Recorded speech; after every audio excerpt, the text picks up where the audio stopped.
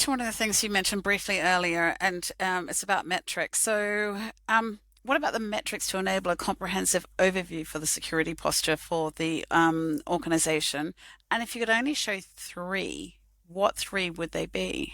That's a very difficult question. Which three would you pick from all the metrics that we have in security? That is a brilliant question, Jodie. Thank you for the challenge. So, one of the things that I had been challenged in previous roles a lot, and I'm trying to also implement where I am now at the moment, is the fact that we have a lot of technical metrics. As I mentioned, like, okay, what is my SLA for joiners, movers, leavers? Am I closing? Am I terminating my accounts in time?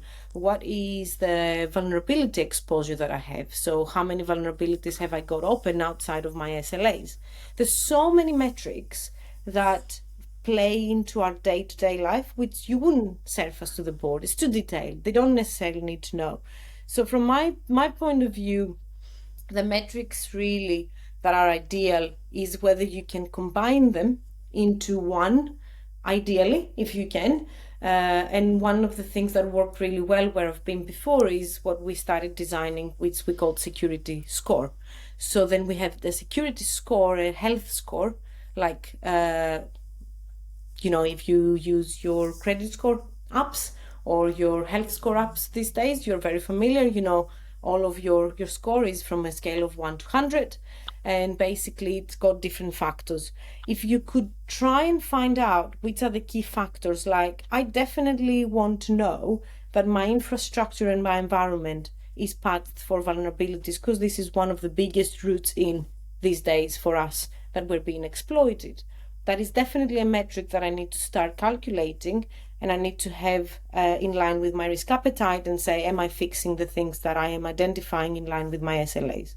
But then also, how do you demonstrate that your teams have actually got security awareness? Is the metric of how many people have completed the online training and the e-learning modules that you've got for compliance purposes a good enough metric to go to the board and say, yes, my organization has a culture of security? I would argue not. So then one of the things we are trying to do, and I've tried to do before, is, so how are our people responding? How fast are they addressing issues that we're finding?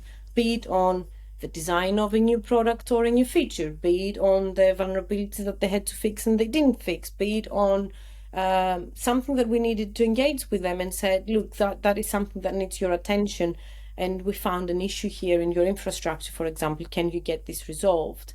How much of the product teams put our work into the roadmaps in favor of security versus product features, for example? That shows significant maturity and a culture of security for one organization.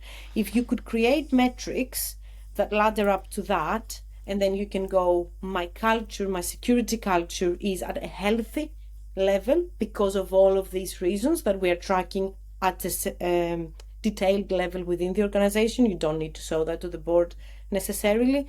Then these are the sort of metrics that I would give to them.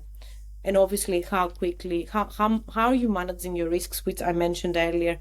If you do accept risks, are you going back and looking at them, or are you accepting them indefinitely? Have you got a good life cycle in terms of risk management where you go and say, okay, I've accepted this for 3 months, for 6 months, for a year. Have I actually gone back after that period has passed, and have I done something about it?